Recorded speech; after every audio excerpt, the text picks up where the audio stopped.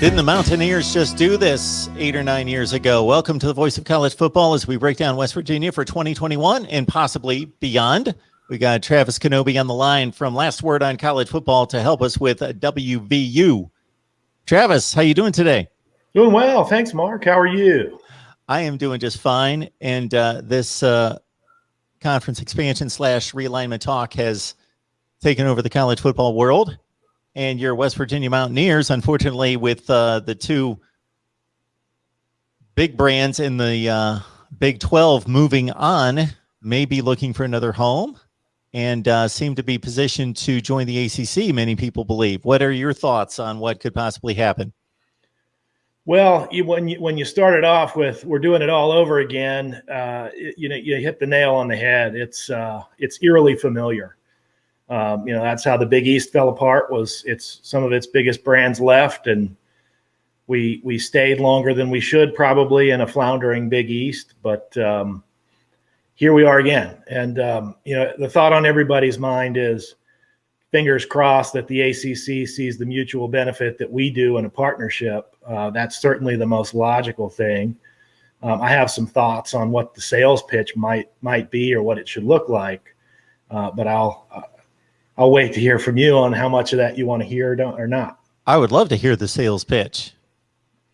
I think one of the main sales pitches is one that's not obvious that I haven't heard a lot of people talk about quite yet.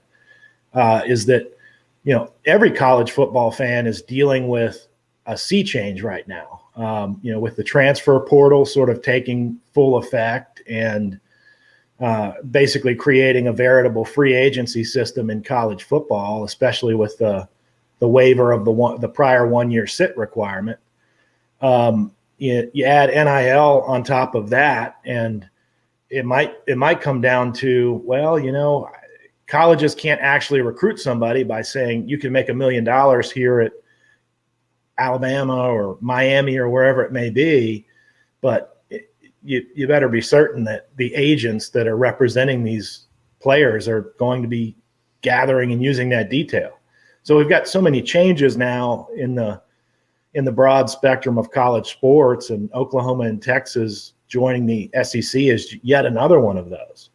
Well, what if we add West Virginia to the ACC and renew some of those old familiar rivalries? I mean, we've played Pitt over 100 times in our history.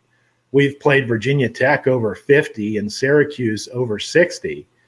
What better to combat these changes with than a return to some old familiarity?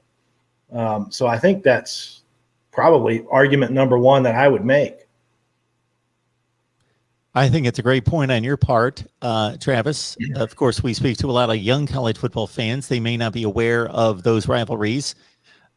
And things change so quickly that these rivalries often get forgotten even across the nation. So when I look at it from a West Virginia and a ACC standpoint, I'll line up the positives and the negatives as I see it. So I'm sure that you have gotten hammered over the head with West Virginia doesn't reach that many TV households and the TV markets aren't large. Other than that, that seems to be the main knock against West Virginia football joining any conference. But I look at West Virginia and I look at some fan bases, some of which you mentioned. I will also mention maybe Rutgers and Maryland that are in the same region that don't even compare to the fervency and the allegiance and the numbers of a West Virginia football fan base. So you've got a very strong football fan base. You got those rivalries that you mentioned that are strong from years past.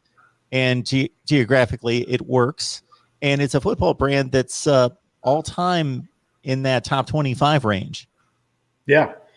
Well, the TV viewership is actually a number that a lot of people have been focused on. And I think it's overstated to say that West Virginia doesn't turn on TV sets, especially as compared to the ACC.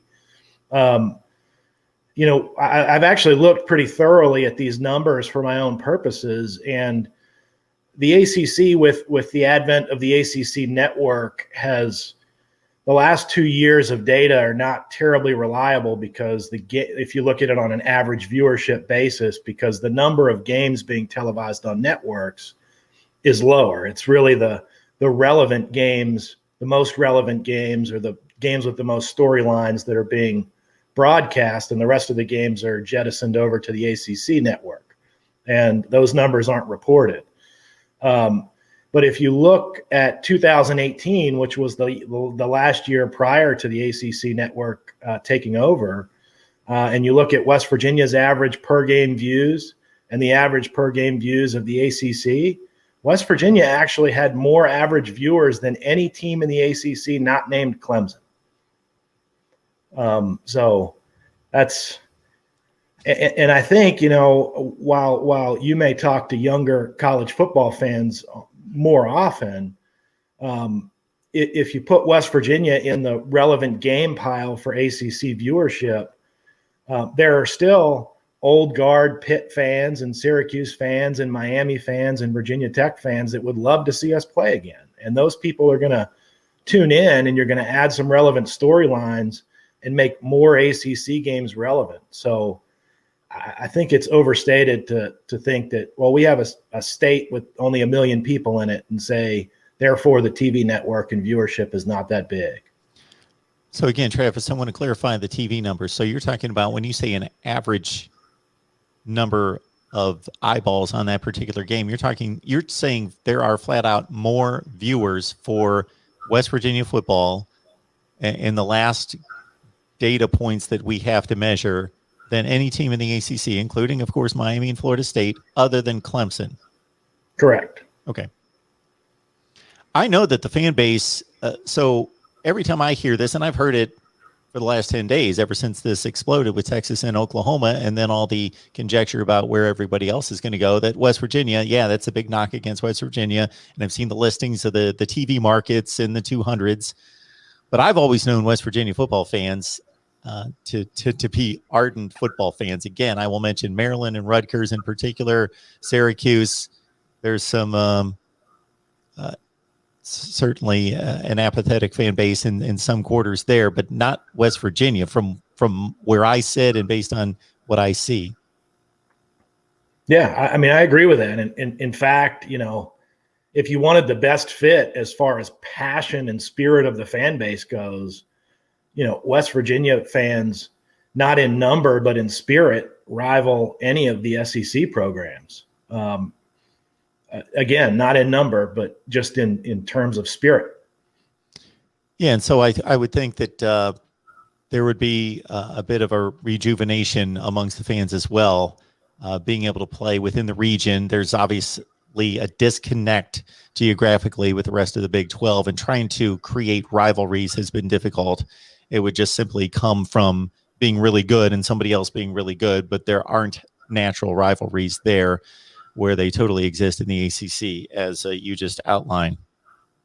All right, Travis, anything else on the movement there? What do you think the probabilities are? I sort of put it as the way that I've last framed it is I would think that we're probably at a 50-50, where 50%, maybe a little higher than 50% likely that our very strong athletic department and president will be able to convince the ACC that this is the right move. It would go up exponentially, in my opinion, if the ACC could convince Notre Dame to join as a full member. I think that the ACC would love that package, and that wouldn't be a hard sell at all. Absolutely. And I actually think that the ACC is in the best position to add to football fits that make sense in all the other aspects. We can speak to academics, and I don't know what the West Virginia status is there. I know that the Big Ten has high qualifications and requirements there, but they would be really reaching to go in other directions of the country to pick off Iowa State and Kansas. That's been talked about, of course, in the Pac-12. But the ACC, with some combination of Notre Dame, West Virginia, and UCF, I think have three natural fits. So if they can grab two, they've got two excellent football additions there.